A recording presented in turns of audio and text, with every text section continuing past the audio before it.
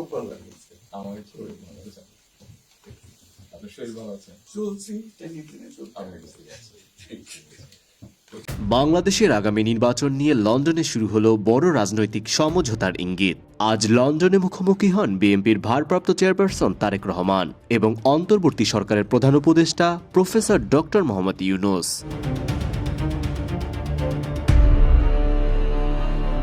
আলোচনা চলে এক শান্তিপূর্ণ ও সৌহার্দ্যপূর্ণ পরিবেশে, যেখানে তারেক রহমান প্রস্তাব দেন আগামী বছরের রমজানের আগেই যেন জাতীয় নির্বাচন অনুষ্ঠিত হয়। তিনি জানান এই সময়টিকেই সবচেয়ে উপযুক্ত মনে করছেন দলের চেয়ারপারসন বেগম খালেদা জিয়া। তার মধ্য থেকে যে কোনো একটি সময়ে জাতীয় নির্বাচন অনুষ্ঠিত হবে।